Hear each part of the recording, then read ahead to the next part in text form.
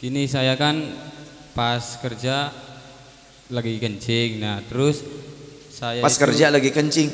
Ah, gimana ini kerja sambil kencing, nggak beres ini. enggak, maksudnya lagi di WC. Nah, terus kencing. Enggak sambil kerja kan? Enggak, maksudnya lagi di tempat kerja gitu loh, Bib. Nah, Ya. terus dikira saya itu udah selesai kencingnya. Nah, tapi pas memakai itu lagi celananya kok tiba-tiba nggak sadar keluar lagi, Bib. Itu. Baik. Nah, tapi pada saat itu udah mau menjelang waktu zuhur, Bib. Itu akibat kita salah pada saat kencing, saat beristinjanya.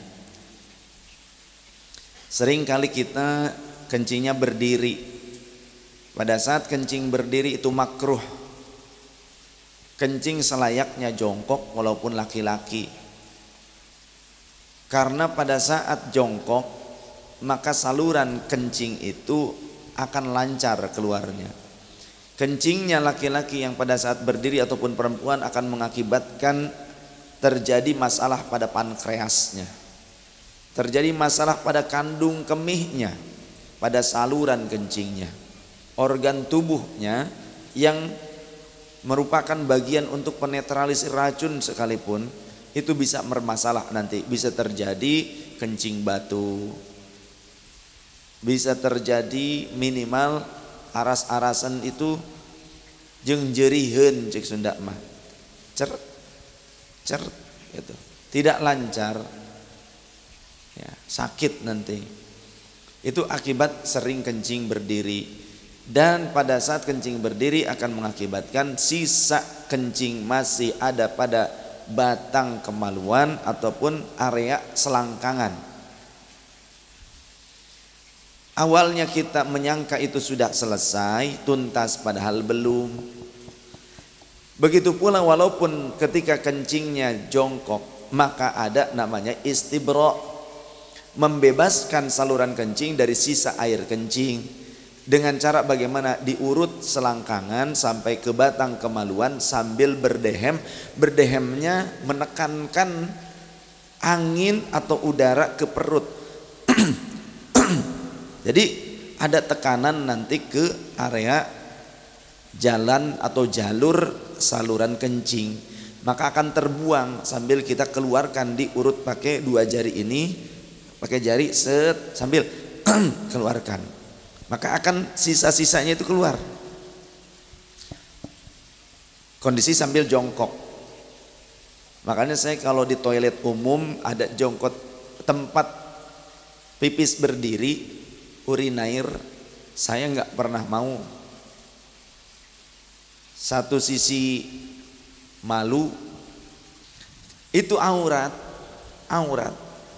Saya malu jika sampai terlihat walaupun dengan makhluk sejenis.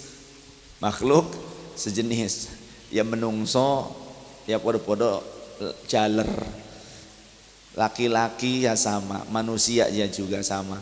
Walaupun sesama manusia yang jenis kelamin laki-laki, saya itu malu kalau harus mempertontonkan aurat kepada mereka. Malu. Saya di rumah aja sering pakai celana panjang kalau di rumah.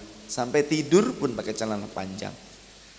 Pakai kaos bukan kaos yang bolong ini yang ketek, enggak. Kaos singlet segini, ya. T-shirt. Saya tidur pakai itu. Jadi alangkah jarangnya istri saya melihat saya di rumah pakai celana pendek. Jadi kalau sampai di tempat kencing umum, toilet umum, saya nggak berani untuk kencing di urinair yang berdiri, apalagi terbuka. Saya lebih baik nunggu tempat yang tertutup, yang ada klosetnya, tertutup, aman. Dan saya terbiasa untuk membuka celana saya. Saya buka celana saya, kemudian kondisinya saya jongkok posisinya, supaya apa? Lancar dan sehat insya Allah. Sehingga tidak ada sisa-sisa air seni pada saluran kencing. Jangan sampai pada saat bergerak atau pada saat sholat itu sedang ruku dan sujud, keluar lagi ceret, najis, batal wudhunya, batal sholatnya, pakaiannya najis, bagaimana cara menyucikannya? Dibasuh dengan air yang suci dan menyucikan, basuh pakai air keran, pakai air ngocor. Nah kalau begitu nantinya saya sholatnya basah, salah sendiri, derita lo. Begitu kan? Kenapa caranya nggak bener? Nah begitu. Jadi bagaimana perbaiki, bagaimana cara kita kencing? Karena Rasul Shallallahu Alaihi Wasallam beliau pernah melewati 2 kuburan yang terdengar si ahli kubur menjerit-jerit, disiksa di dalam kuburnya. Maka lantas kemudian baginda Rasul mengambil pelepah pohon yang masih basah, dibelah, kemudian beliau simpan di atas kedua kuburan tersebut masing-masing 1 bagian sambil berdoa. Semoga saja ahli kubur ini diringankan siksanya selama pelepah ini masih basah. Maka dari sini kita dapat pelajaran, ketika ke kuburan kita membawa kembang, bunga, pohon-pohon ranting-ranting atau pohon-pohon untuk ditanam di kuburan, itu mengikuti Rasulullah Shallallahu Alaihi Wasallam sambil doa. Kenapa kedua ahli kubur ini disiksa? Bukan karena dosa besar. Yang satu karena dia tidak menutup auratnya pada saat kencing dari pandangan orang lain.